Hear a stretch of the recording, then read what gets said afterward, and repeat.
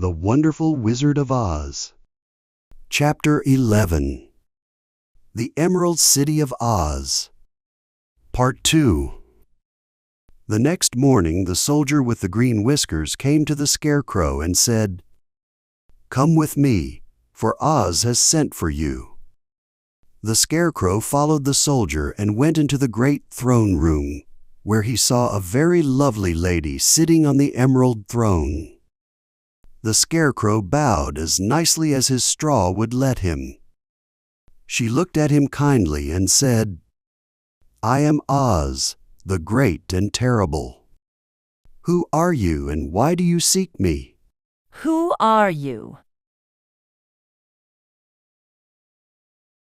The Scarecrow had expected to see the great head Dorothy told him about, so he was very surprised. Even so, he answered her bravely, "I am only a scarecrow stuffed with straw." He said, "I have no brains, so I beg you to put brains in my head instead of straw, so I can be as much a man as anyone in your land." "Why should I do this for you?" asked the lady. "Because you are wise and powerful, and no one else can help me." The Scarecrow answered, "I never give favors without something in return," said Oz. "But I will promise this. If you kill the Wicked Witch of the West for me, I will give you many brains. They will be such good brains that you will be the wisest man in all the land of Oz." "I thought you asked Dorothy to kill the witch," the Scarecrow said in surprise. "I did," said Oz. "I don't care who kills her. But I will not grant your wish until she is dead. Now go, and don't come back until you have earned the brains you want so much." Now go and kill the Wicked Witch. The Scarecrow sadly went back to his friends and told them what Oz had said. Dorothy was surprised to learn that the Great Wizard was not a head, as she had seen. He was a lovely lady. "Still," said the Scarecrow, "she needs a heart as much as the Tin Woodman." The next morning the soldier with the green whiskers came to the Tin Woodman and said, "Oz has sent for you. Follow me." The Tin Woodman followed the soldier to the great throne room. He did not know if Oz would be a lovely lady or a head, but he hoped for the lovely lady.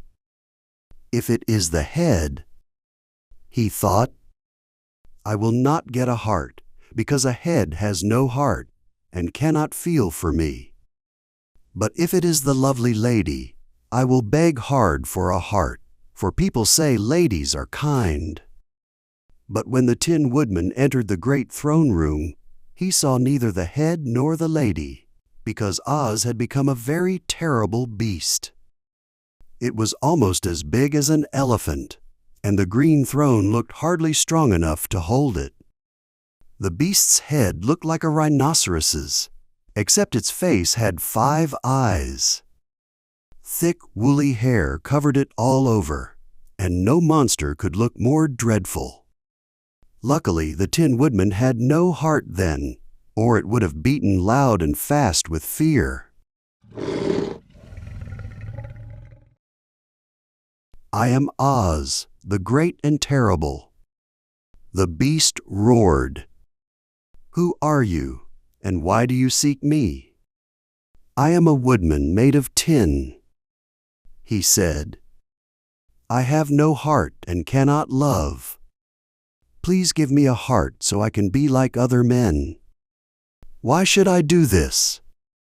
the beast demanded. "Because I am asking you and only you can grant it," the woodman replied. Oz gave a low growl and said gruffly, "If you truly want a heart, you must earn it." "How?" asked the woodman.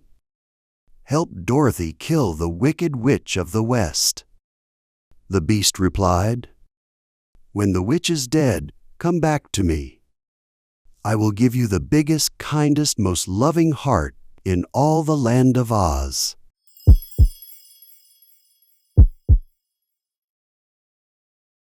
So the Tin Woodman had to return sadly to his friends.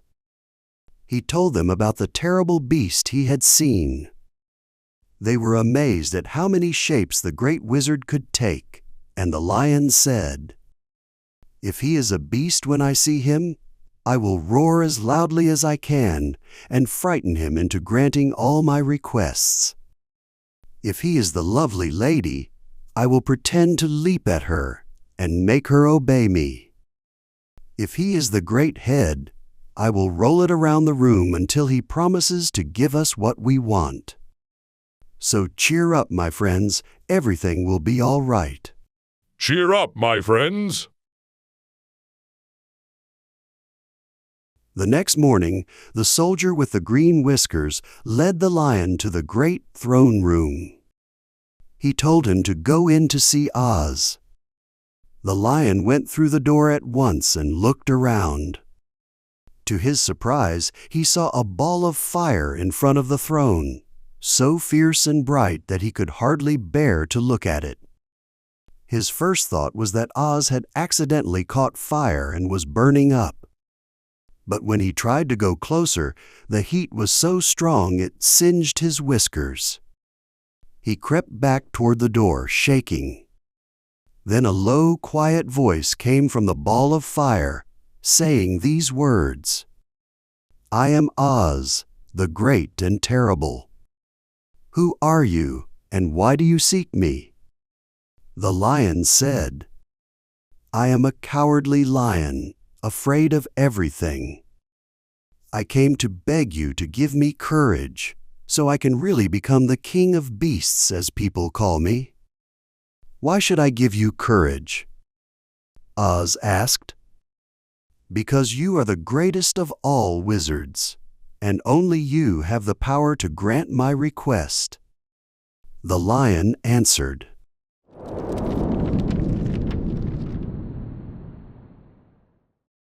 The ball of fire burned fiercely for a while, and the voice said, "Bring me proof that the wicked witch is dead, and I will give you courage at once. But as long as the witch lives, you must remain a coward." The lion was angry at these words but could not answer. As he stood staring at the ball of fire, it grew so hot that he turned and ran from the room. He was glad to find his friends waiting. He told them about his terrible meeting with the wizard. He wants me to do the same thing. "What should we do now?" Dorothy asked sadly. "There is only one thing we can do," the lion replied. "We must go to the Winkies' land, find the wicked witch, and destroy her." "But what if we can't?" the girl said. "Then I will never have courage," said the lion. "And I will never have brains," said the scarecrow. "And I will never have a heart," said the Tin Woodman. "And I will never see Aunt Em and Uncle Henry," Dorothy said, starting to cry. "Be careful," cried the green girl. "Your tears will fall on your green silk dress and make spots." Dorothy dried her eyes and said, "I guess we have to try. But I really don't want to kill anyone, even to see Aunt Em again.